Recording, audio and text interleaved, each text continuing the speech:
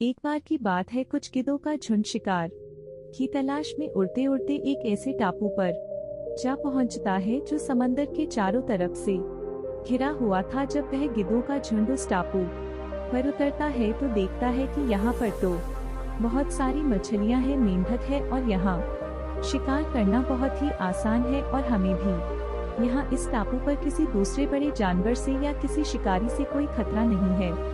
तो गिद्ध वहाँ उस टापू पर भर पेट मछलियाँ, मेंढक और केकड़े खाते हैं और 2 दिन तक वह सारे गिद्धों का झुंड उसी टापू पर रुका रहता है। अब सारे गिद्धों को वह जगह बहुत पसंद आ गई थी और उन गिद्धों में से किसी का भी मन उस जगह को छोड़कर जाने का नहीं था, क्योंकि उन गिद्धों को शिकार करने के लिए ज्यादा मेहनत नहीं करनी पड़ रही थी। सारा सब कुछ उन्हें बिना मेहनत के उस टापू पर ही मिल रहा था और वह सारे गिद्ध उस टापू पर बहुत ऐश कर रहे थे। तभी उनमें से एक बूढ़ा गिद्ध उन सभी को उस टापू पर से वापस चलने को कहता है, लेकिन कोई भी गिद्ध उस टापू को छोड़ना नहीं चाहता था। इसीलिए उस बूढ़े गिद्ध को सभी गिद्धों ने वापस चलने के लिए मना कर दिया। उस बूढ़े गिद्ध ने उन्हें बहुत समझाया, लेकिन कोई भी वापस चलने के लिए राजी नहीं हुआ। अब बूढ़ा गिद्ध अकेला उस टापू से चला जाता है और तकरीबन जब 1 साल के बाद वह बूढ़ा गिद्ध उस टापू पर वापस आया तो उस टापू का नजारा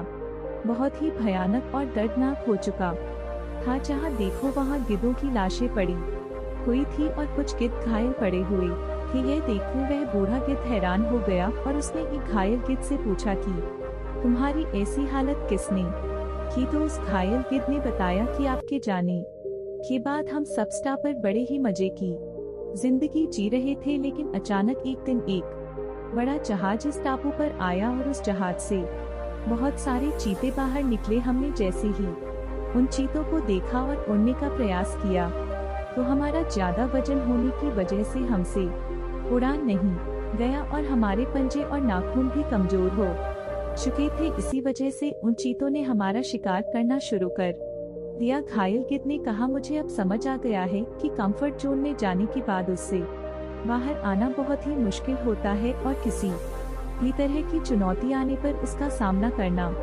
मुश्किल हो जाता है। दोस्तों, इस कहानी से हमें यह सीख मिलती है कि जो लोग कंफर्ट जोन को अच्छा समझते हैं, बाद में वही कंफर्ट जोन उनके लिए मुश्किल बन जाता है। और जिस इंसान की जिंदगी में चुनौतियां, मुश्किलें आती रहती है, असल में वही इंसान जिंदा है। और जब तक आप चुनौतियों का सामना करते रहेंगे, आप जिंदगी में आगे बढ़ते रहेंगे। प्रॉब्लम्स, मुश्किलें, यही हमें इम्प्रूवमेंट की तरफ ले जाती है। जिसकी जिंदगी में प्रॉब्लम्स नहीं, उसकी जिंदगी में इम्प्रूवमेंट नहीं। तो अगर आप इस कहानी को और भी लोगों तक पहुंचाना चाहते हो तो इस वीडियो को लाइक करो, ताकि इस वीडियो को और भी लोगों तक पहुंचाए। और अगर कहानी अच्छी लगी हो तो हमारे चैनल को सब्सक्राइब जरूर करिए।